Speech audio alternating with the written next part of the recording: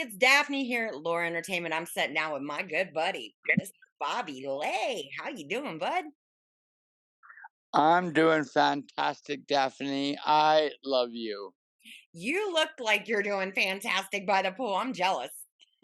Yeah, I'm in Brazil, you see. So, yeah, with the strikes and everything, it's like, I said, F it. I had to think of the proper word. F it. Um, I'm going to go to Brazil. So I did. There you go. Yeah, vacation. I'm telling you, I need one. It's not, I don't know if I'd call it a vacation.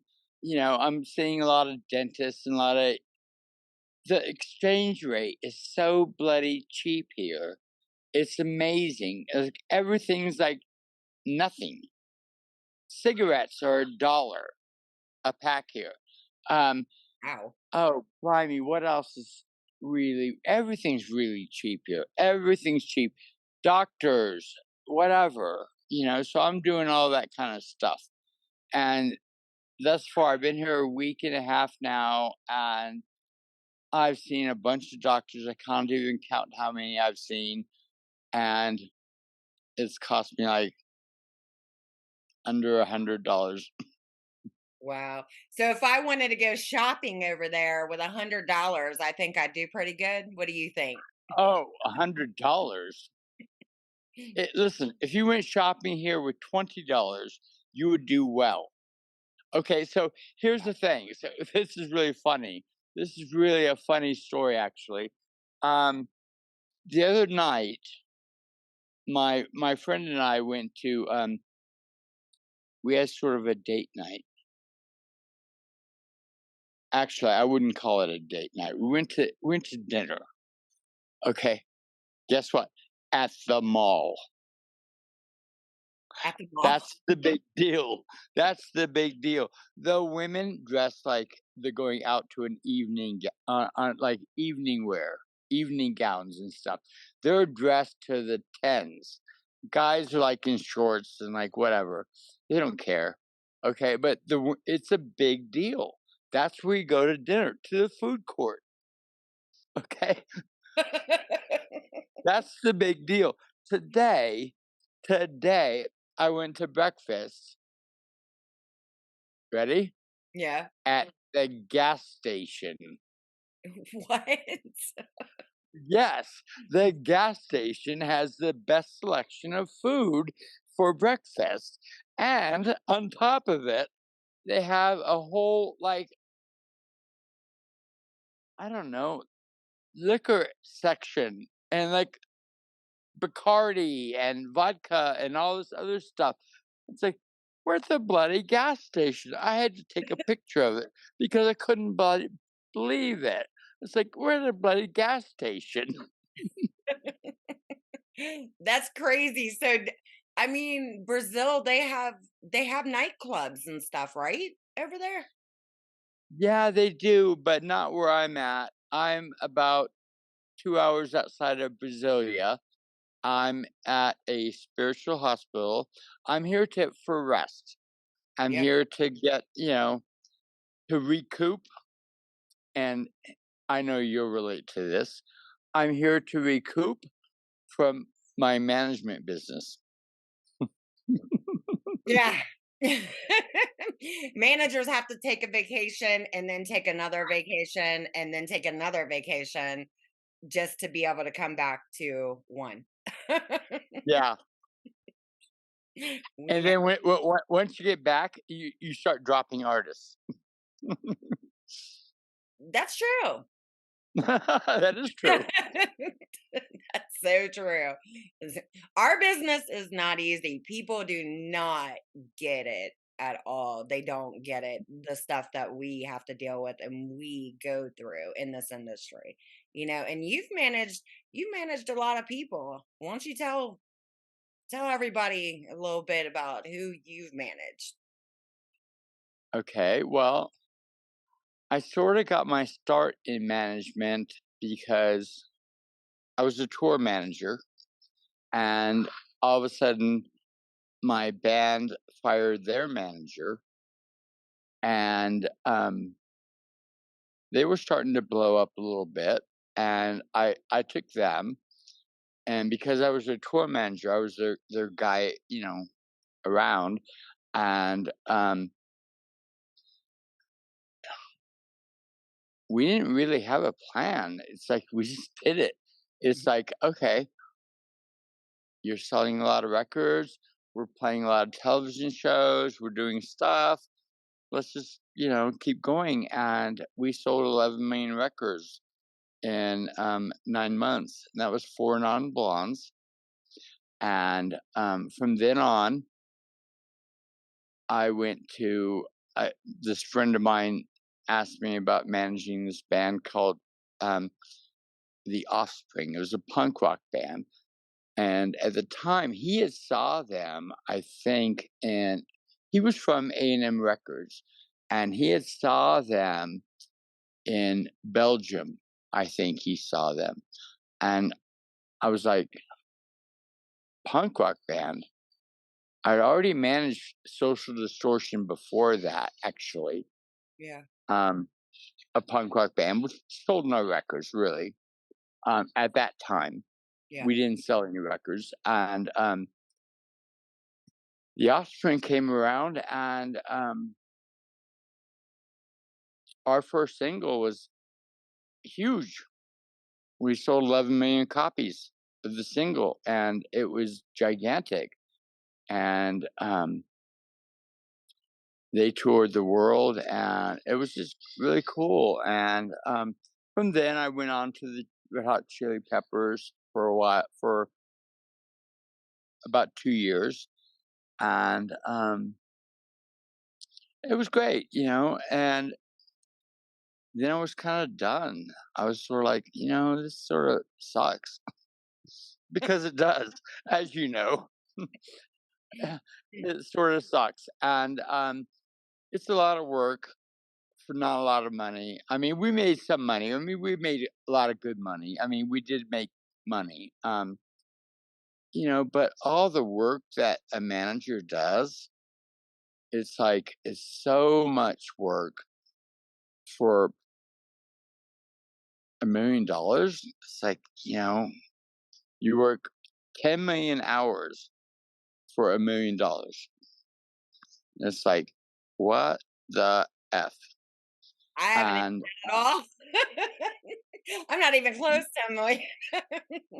it's like, after a while, it's like, whatever.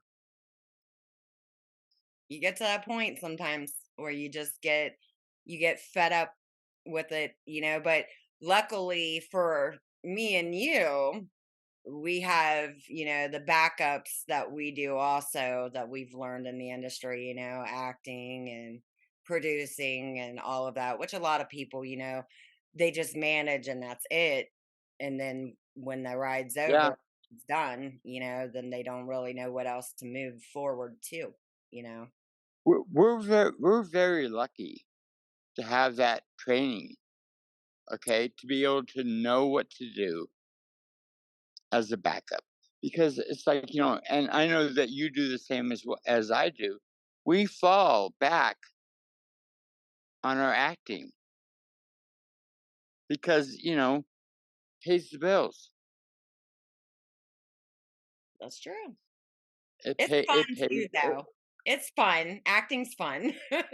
yeah, it's weird though because it's like I don't know about you, Daphne, but for me, I don't like to watch anything I did. I don't either. I don't watch anything I did. But what was weird was, um, actually it was, although on IMDb it's credited as 2023, but I actually shot it in 2022. But I'm a huge Anne Rice fan. I love Anne Rice. I have read every single book Anne Rice wrote. Okay, so when Anne and I don't know if you remember, but I think it was the Academy Awards for 2021 when they were supposed to recognize all of the people who died that Yeah. year, and they didn't recognize Anne Rice. And I was like, I went right to Facebook and Instagram, and I was like, "What the f is this about?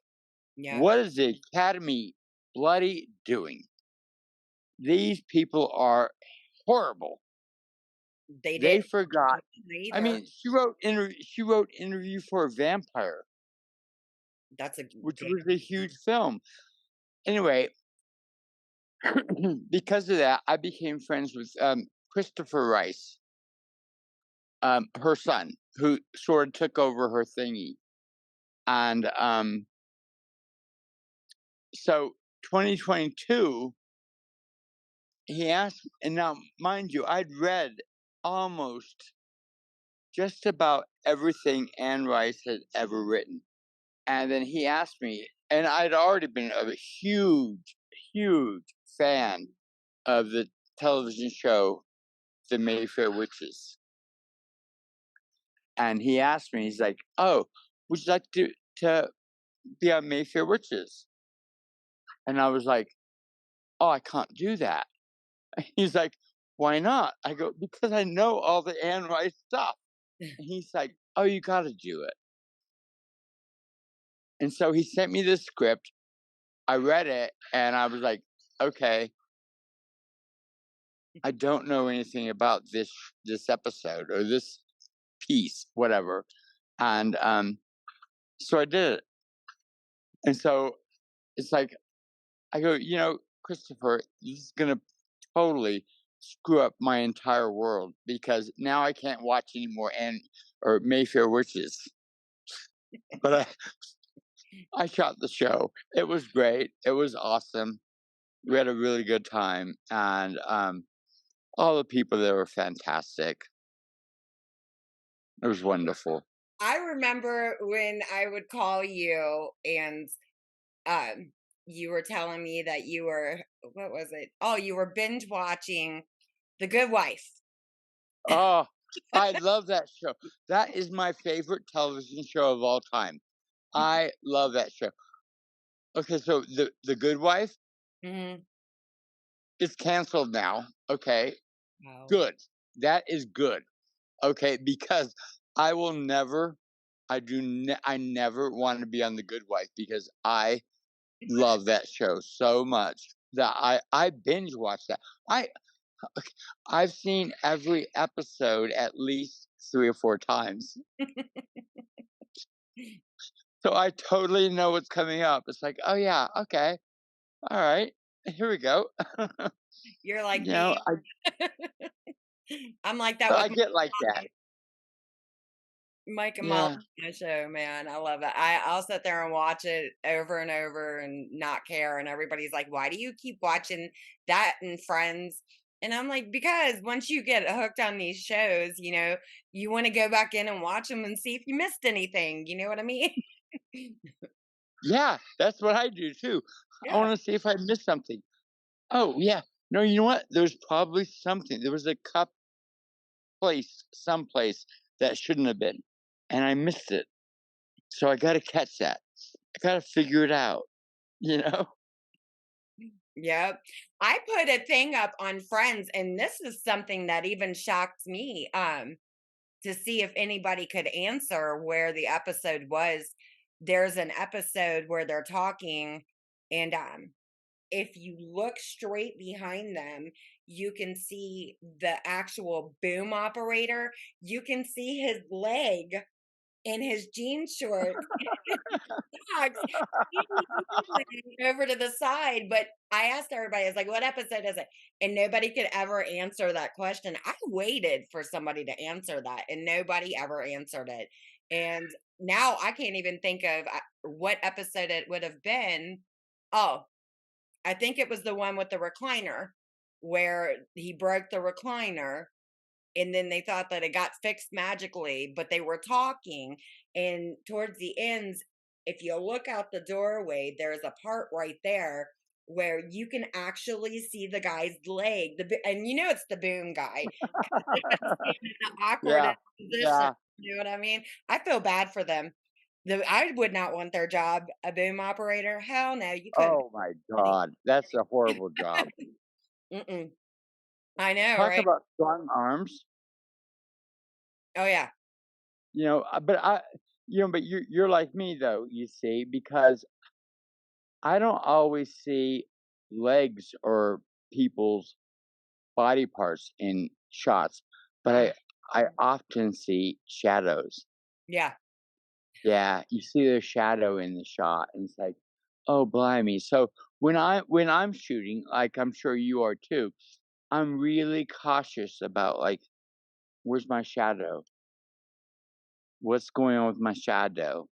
Mhm. You know, when I did Dracula Untold, it's like I remember the director, can't remember his name now actually, just sort of left me because I'm out by the pool, I guess. Um, Chillaxing. yeah, but it's like I remember him saying, "It's like, okay, stop, cut. Your shots and your shadow is in the shot." And I was like, "Oh." And he made a big deal about it. He really got on me about that. Be really conscious. He just like chewed me out. And it's like, I'm glad he did. I'm really glad he did because now, whenever I film something, I'm really cautious about my shadow.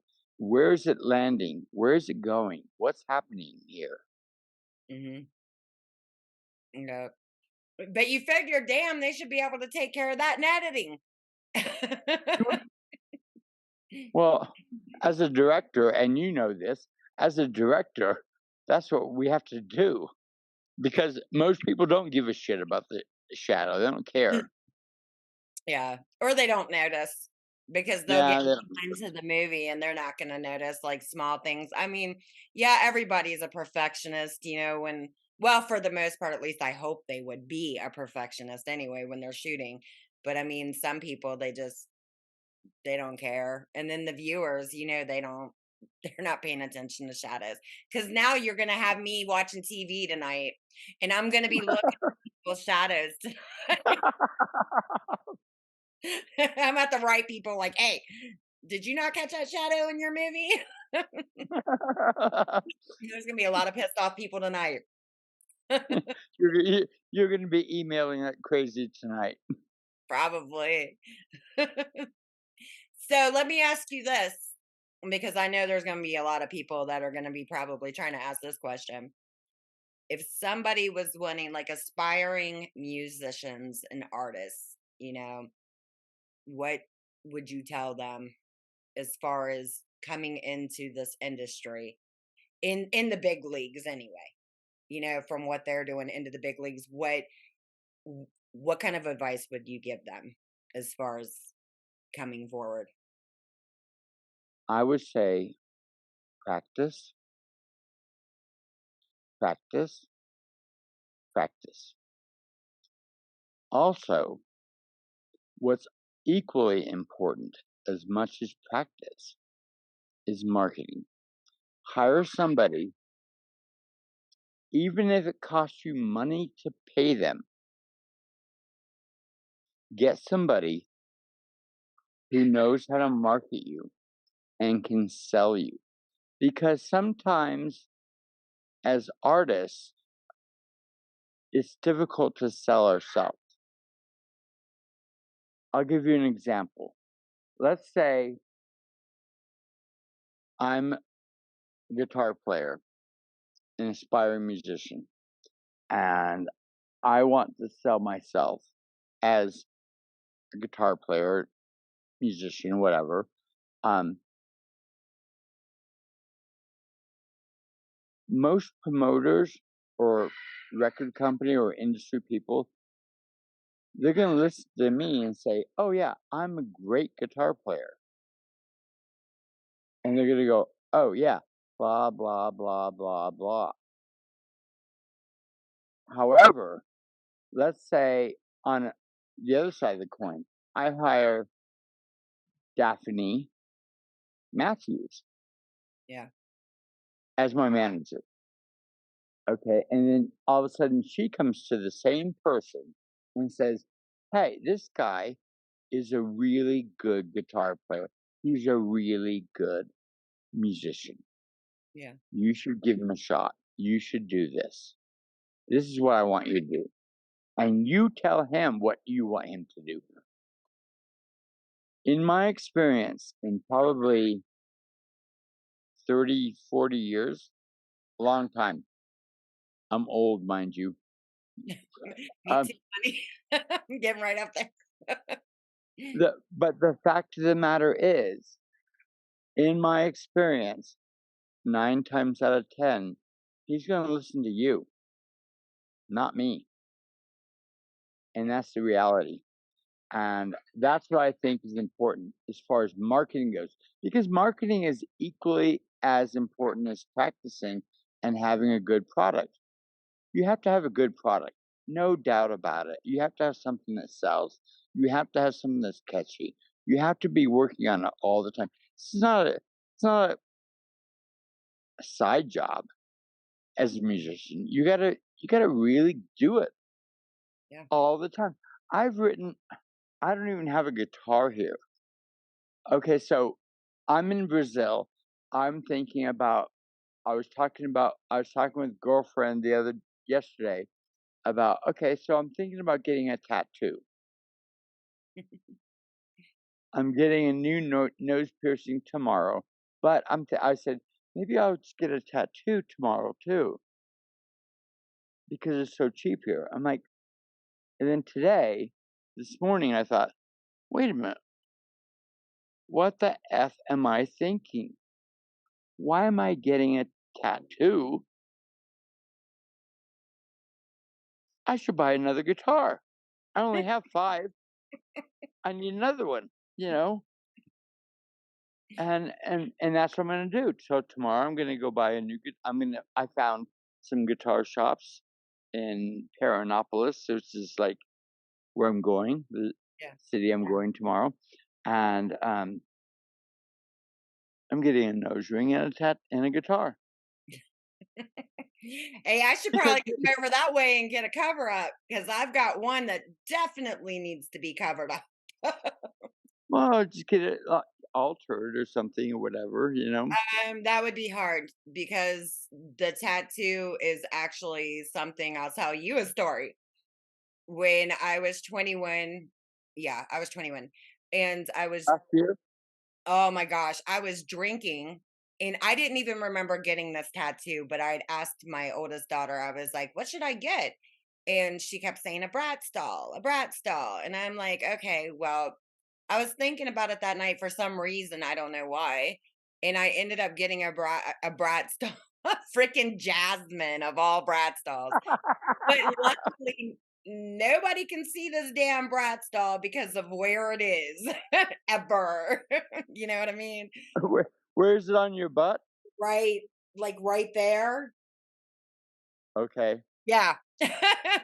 And all you can but like when I have like shorts on or a bikini or something, and people are like, "What is that?"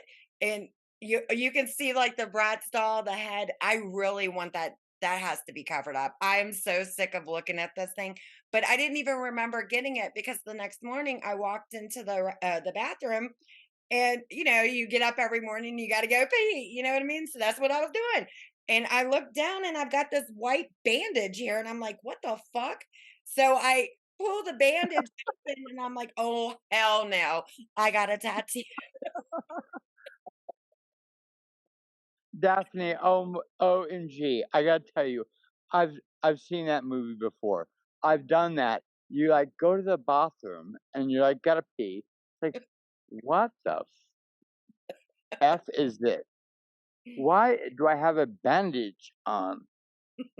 And then you pull off like, "Oh, wow, I did that?" Yeah, I did do that. And then it's like, "Oh, man, I didn't think I drank that much." And then it's like, you start making excuses. "Oh, I didn't really drink that much. Somebody did this to me. Somebody drugged me." It's like, No. You drank that much and got a tattoo. Yeah, but here's the kicker. I actually did half of that tattoo because my ex-boyfriend at the time back then, okay, he was doing tattoos, and I actually drunk and still didn't even remember, did the pepper shading for her hair, drunk with a tattoo gun. I Oh my started the god, tat that's funny. I'm like, "Oh my god," and then I realized because it still needed to be fixed from then, I had to borrow his tattoo gun and do the rest of it because it wasn't completed, you know what I mean, all the way, and I did the rest of the shading in, and I was thinking to myself, "Damn, I'm going to regret this one," and I did, but, I mean, I just am trying to figure out what I can do to get it covered up, you know? Something's gotta be covered up. It wasn't good, man. At least I was sober when I got the one on my back, and I kinda drew most of what's on my back because I've got a kimono dragon on my back, and then it's got this red jewel in its head. I love dragons. I've got this thing Is about dra it a big one? Is it a big one like your whole back? no, it probably goes on my lower back tramp stamp, basically. But it's I don't know, probably about this big across my Oh, back. that's cool. Yeah, it's Sexy. really cool. That's It's really sexy. I want one more. The next tattoo I want is Chinese letters going down your ribs, but everybody tells me that hurts like hell. Getting them on your ribs. Oh, wow. You know, when I was in Japan, um, my assistant at the time, can't remember his name, there's so many, um, he got an authentic Japanese tattoo. Okay, so that's what they do. They actually take, it's actually, blimey, is it needles? What are those things like feathers? Oh, okay. Like the points, the pins, like the feather. Yeah, yeah. And they dip them into like this ink, okay, and it apparently hurts like effing crazy. Hurts really, really bad. I mean, they like knock it in.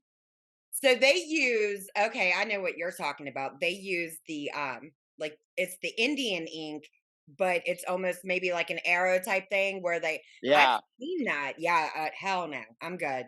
I'd rather have the gun yeah, me too. I'm rather with than you. the gun because the Me, gun me and you, is me less and you are going to be holding hands, saying we're standing back, going like, "Okay, no, we're good, cool, thank you, yeah. carry on." Well, I don't see how like over in the islands that looks I mean, that's the same way they do a lot of their tattoos over there too. But they do the thing where they have the big piercings through their noses. You know what I mean? Oh, Oh my god, yeah, there is no way. There's no way. No. No way in how I could do I that. know, That I just know. way too painful. Way too painful. There's no way in hell. Good lord. I don't even think I can get a septum piercing. And I kind of want one, but I sort of don't because I want to be able to take it out. Because it's like that.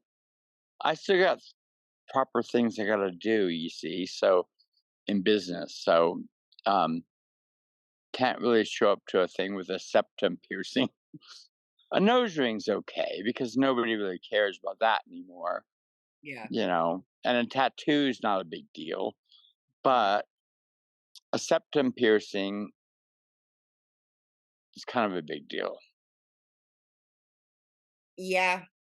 Yeah, one of my daughters actually had one, and Yeah. she also had the things on her mouth, and I was like, "Girl," and I told her after she got them, I was like, "Why would you wanna mess up your face like that?"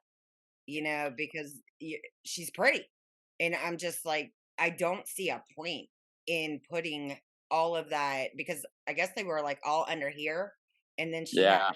the thing. I don't know what the hell they're called because I don't really get a lot of shit pierced, but I mean, it was I always asked her, like, "Why? Why? Why?" You know? Because if you Well, got you and I could probably never have that because we're actors.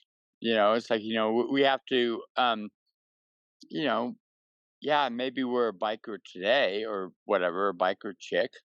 Um, but tomorrow we may be a lawyer or judge.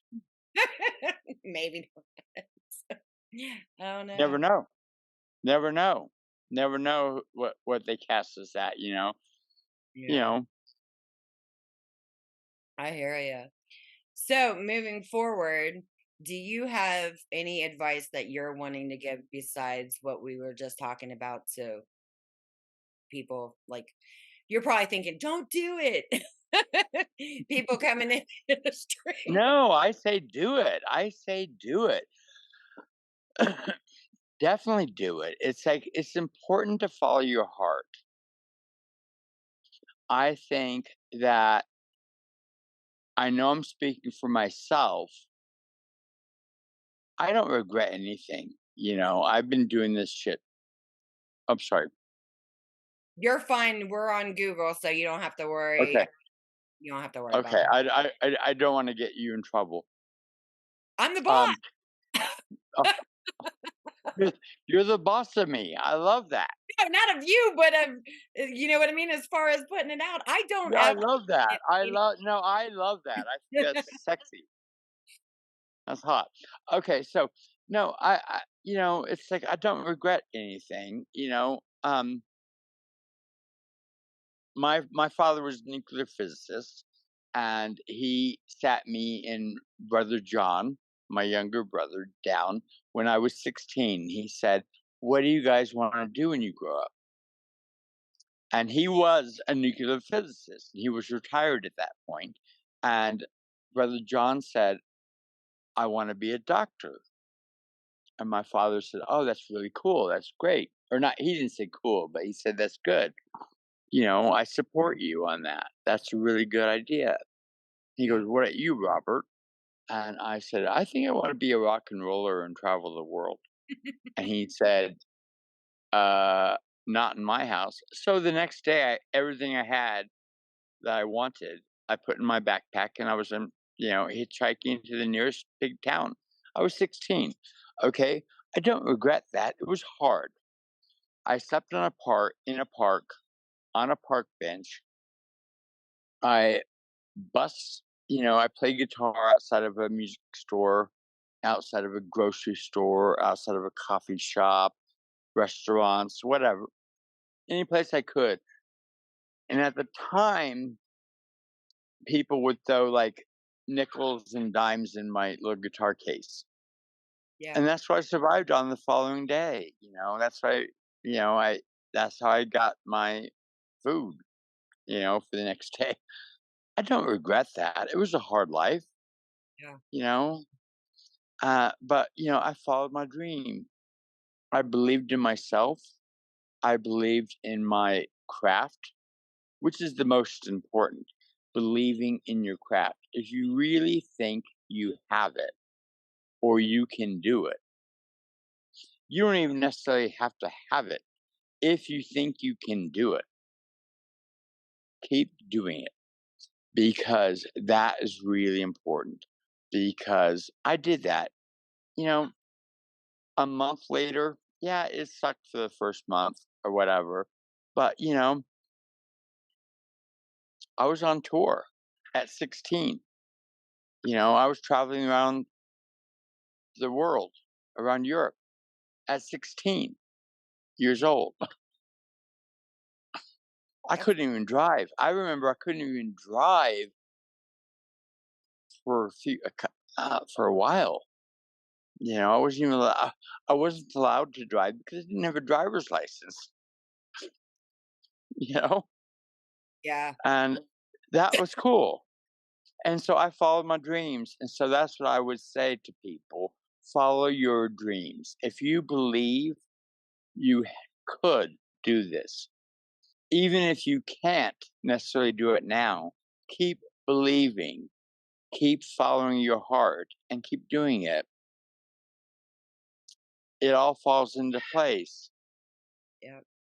But while they're doing it, and this is some more advice, and I'm sure everybody's going to agree with that, stay humble, do not get cocky, and listen to the advice that you're given. Don't. Absolutely. You need to take in the whole world, okay? Because the world has advice from to give you. The world is telling you things to do. Yeah. We may not know exactly where they're coming from or what's happening, but the world is, and it's really cool. And we need to take advice from that. I do that all the time, even to this day. It's like, I'm asking the universe, it's like, what do you think? You know, and I wait for answers, and the answer may not be in like a yes or no. It probably is in like, oh, I'm walking along, and all of a sudden something's on the ground in front of me, and I pick it up, and I'm like, oh, that's the answer. Yep. I mean, I agree.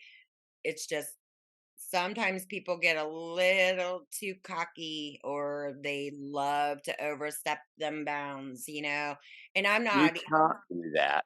with me, It, I'm talking about in general, like actors contacting people that they shouldn't, especially when, you know, I've had this issue. I actually ran into this issue about one of the projects, and they were contacting people that they shouldn't have been contacting, like film directors, people associated with the film.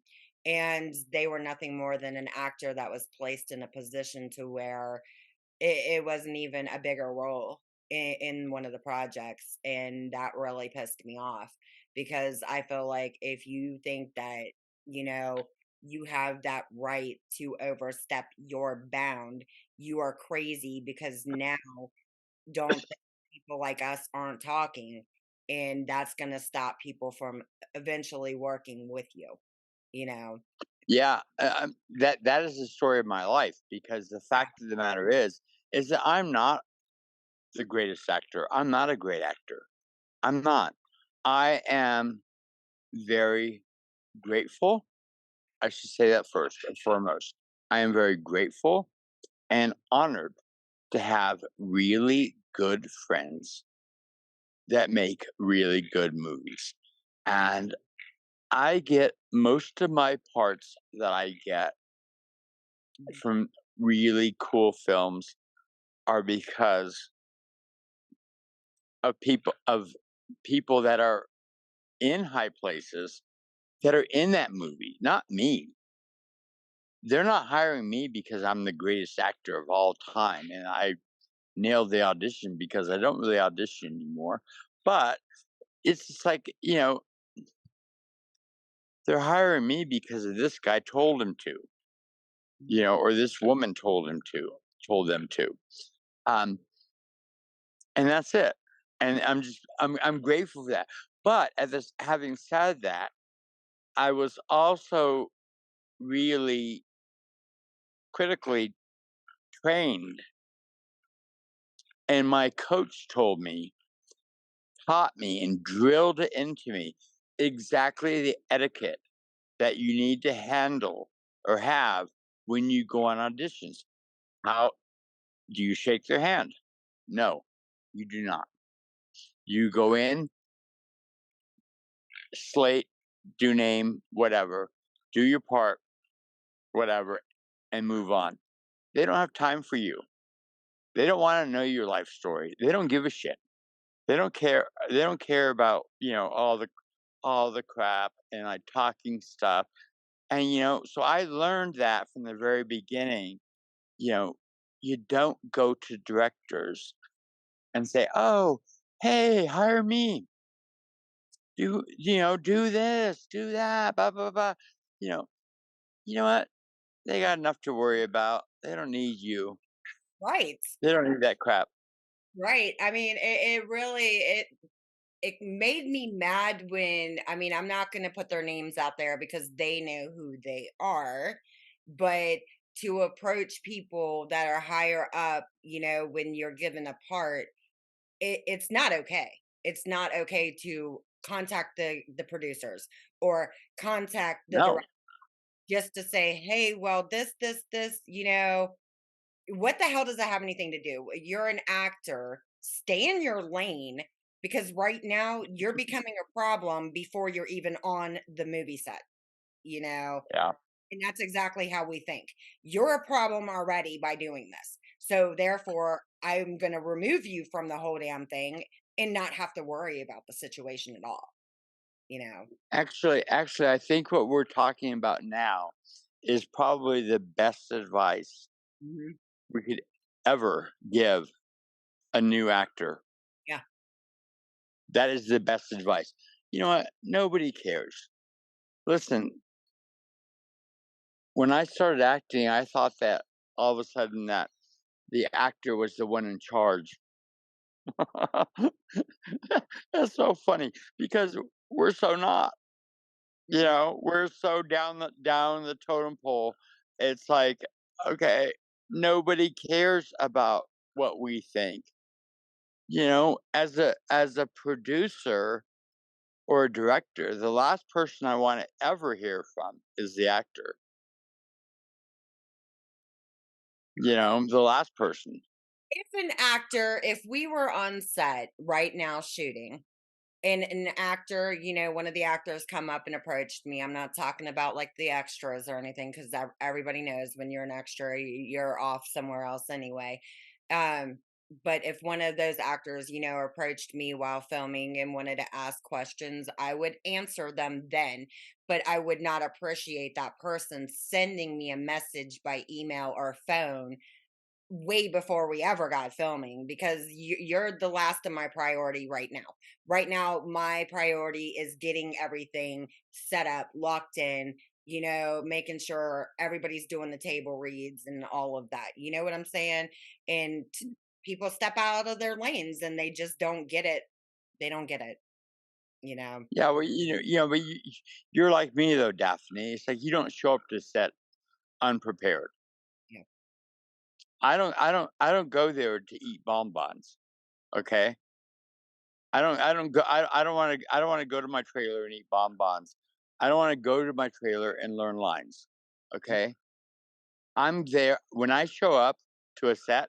I'm ready to go. I know my lines. I know my actions. I've picked out my circumstances. Everything. I'm totally ready to go. Yep. I can literally walk into my trailer, and within 5 minutes, you can call me. They never do, but you could. Maybe 10 hours later they might, but whatever. And then but at the same time, it's like, having said that, it's like I don't spend I don't rely on that 10 hours to learn my lines, Yeah. to figure out what my actions are,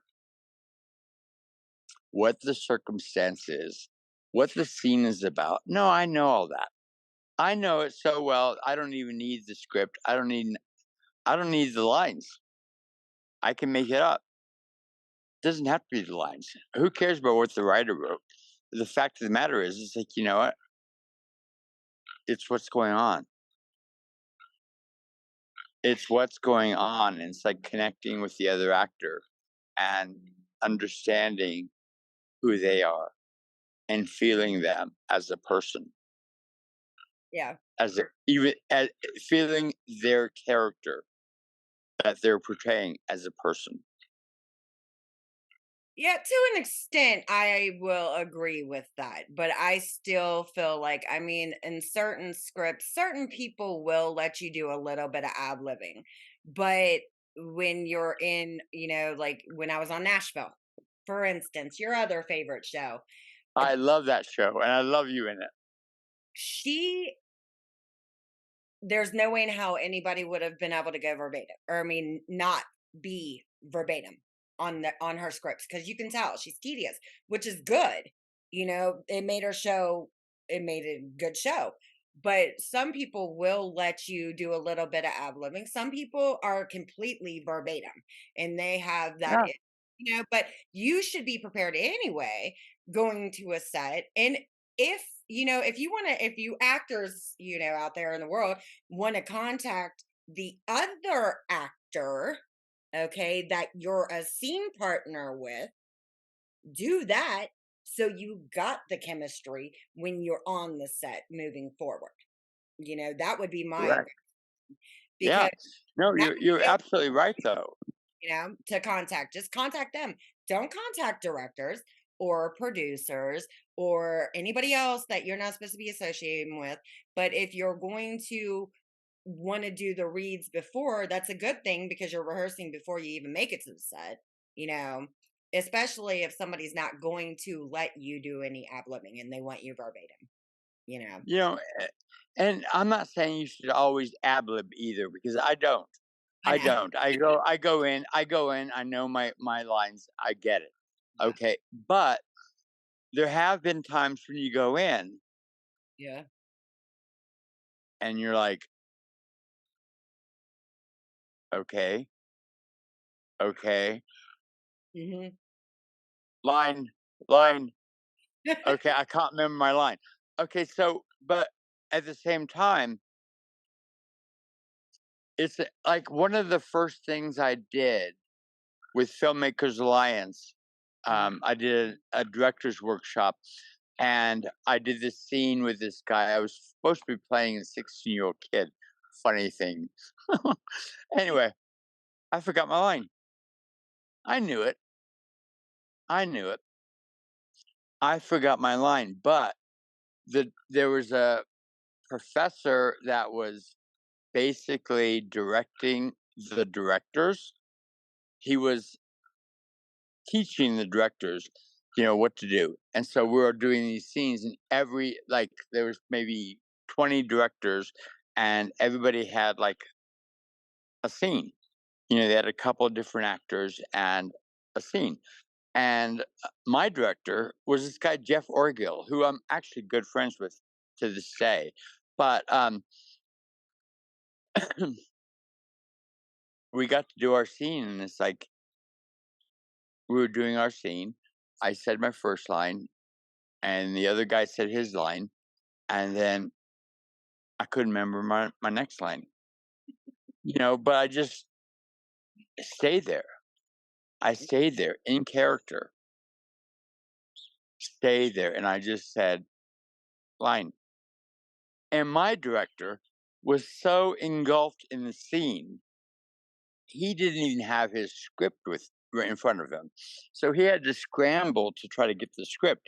And then after our scene, the professor said, "You see, this is important for you guys to understand because this actor did not lose character the entire time, even though he didn't know his line, even though the director couldn't find his line to give it to him. But he finally did, and then once he told me the first two words, I remembered it. Boom, I was back in, and we finished the scene, whatever. And but that was a big deal, and that's important. Yeah. Stay in character, no matter what. Yeah. Once you go on set, once you are on that set, no matter what, you're in character. Yep.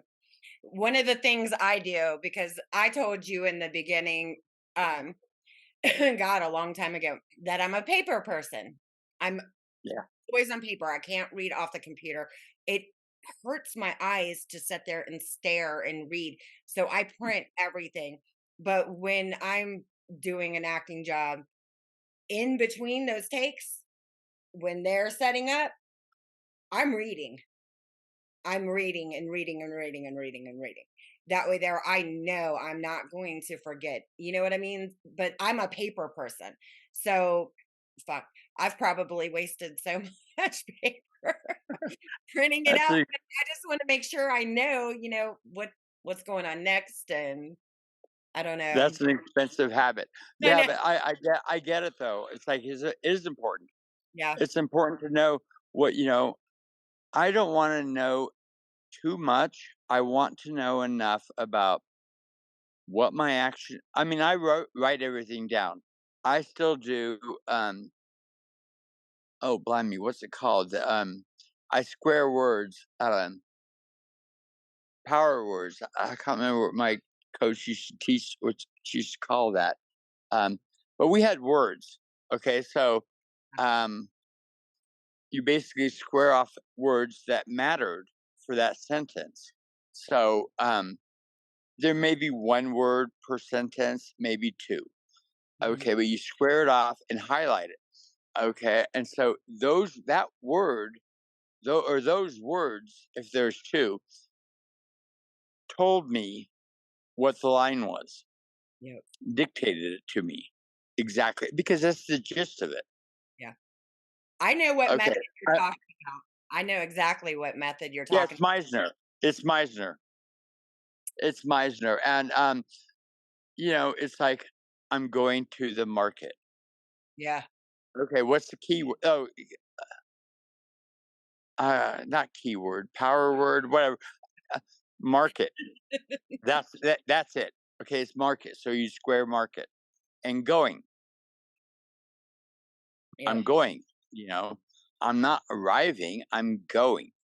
Okay, so going and market are the important words there. So those are the words you square off.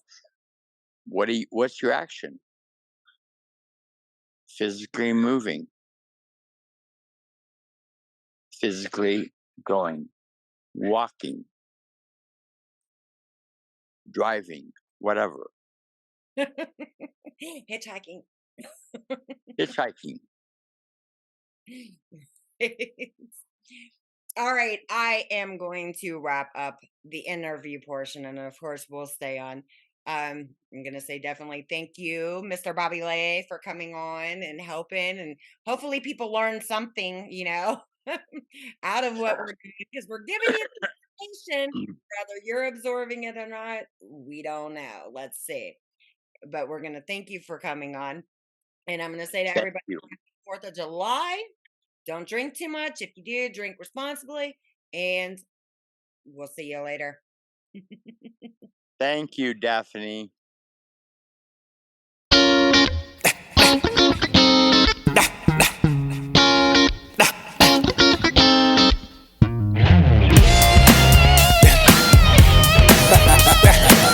Yeah, yeah, it's over, baby. You said that you love me, you said that you care, you say that you will die for me, girl, but you know that just how that. I don't care what you say, I don't care what you do. No need to look to your left, girl, cause nothing belongs to you. Now you try me, you know you can't run them games on me. Now you creeping, I saw you stepping out with that G, yeah. Say what you wanna say, do what you wanna do, play how you wanna play. It's over, it's over, it's over. Say what you wanna say, do what you wanna do, play how you wanna play. It's over, you know it, you know it.